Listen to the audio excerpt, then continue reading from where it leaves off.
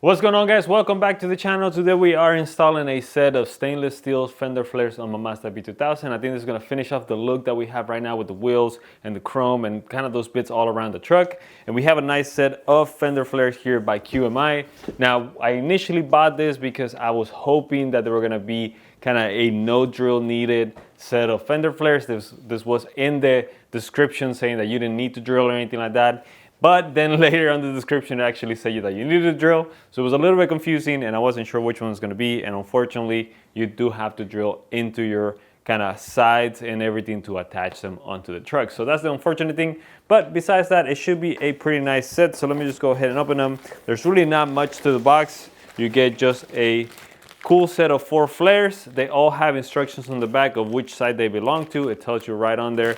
And it also comes with just a nice set of instructions and a couple of self-tapping screws. Now, I'm not a huge fan of the self-tapping screws. They could possibly lead to some rust in there, so just be aware of that. If you live in an area, probably up north, where you have kind of rust and stuff like that, you might want to treat that in a way that it doesn't cause you problems later down the road. But outside of that, they look pretty nice. They're nice, all evenly packaged and everything, so we are going to go ahead and take them out of here and then start putting them on the truck. Let's get to it. So I think what we're gonna do here, we're gonna start right now with the rear, and then the instructions do say that when you come in here, kind of line up basically the trim onto the truck, mark where the holes need to go, grab a drill bit, kind of drill just a small kind of pilot hole where the self-tapping screws can kind of go start into the body, and then screw it with a Phillips screwdriver. So we're gonna go ahead and do that right now. We're gonna line up the fender trim here in the back, try to mark all the spots that come on the fender flares,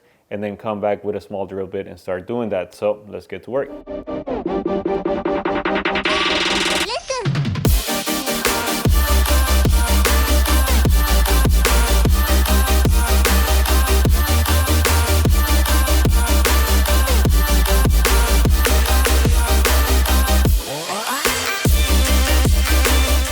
All right, guys, so we have one side installed, and obviously here lifted in the lift is going to look a little bit weird, but I can tell you first impressions after doing this one, I'm not a big fan. QMI messed up these flares because they didn't give it a bit of a tab for you to actually drill into the straight part at the bottom. It also doesn't line up with the OEM holes, and honestly, that's a negative on this because when I started doing this, as much as I pushed it in and as much as I could get it to line up on the inside, it's basically drilled just on the edge of the body line here.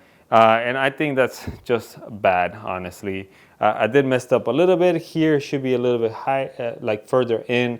It is a bit of a gap here, which is gonna annoy me. And also, as I started doing this, it started moving the flare as you tighten up the bolts and everything. And it did raise it a little bit on this edge, which, if you can tell from here, you might be able to see it, but basically it's a bit higher on this side than it should be, and it's a little bit lower on this side than it should be. First time doing this, so it makes sense that I messed up a little bit, but again, just a big oversight from QMI. Do not have these tabs go a little bit deeper in here so you could actually get the inside of this to drill it into. There was another ones, I have another set here. These are made by TFP. I couldn't find any flares by TFP that were still sold. They're basically the exact same thing. The only difference is this ones do actually have a tab here. They actually have a tab here that you can use, and you can see it here because it's past the flare here itself. So that tab is what's missing in the QMIs, which makes it harder for you to drill them into. These ones are gonna go on the trailer, might as well.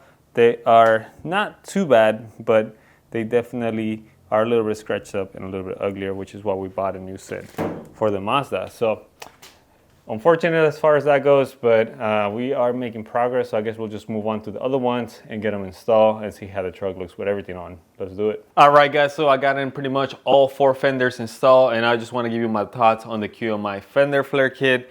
I do think there are maybe some better kits out there that have a no-name brand. I know when I talked to one of my buddies who has a similar fender flare kit on his, he actually bought his from eBay, and it actually came with bolts to get this lined up and get it attached to the truck. So I would say that's kind of a miss on this fender flare kit. It didn't come with anything besides just some self-tapping screws, and I think that was a bad deal, honestly. But Once it's on, honestly, it does look pretty good. I mean, the gaps are not very noticeable, thankfully, but they are there. So I am gonna have to maybe a little bit later come in and add some kind of better sealing along the edges here. This one actually turned out pretty well. This was probably my best one out of all of them.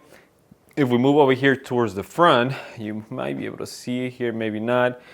This little side here does have a bit of a gap. This could have been installed a little bit better, honestly, for me, maybe a little bit pushed in more. Again, it's kind of hard to do it without any guides on this one. So if you are gonna do it, I would say maybe get a buddy or someone and get them someone that's gonna be pushing it before you mark the spots. Me doing it by myself, I think I definitely could have used a hand, and this would have turned out a little bit better. Let me hop over to the other side so I can show you the other side. Now here on the passenger side, same thing. Most of this came out pretty good. There's just some small gaps. There's one gap right here in this area.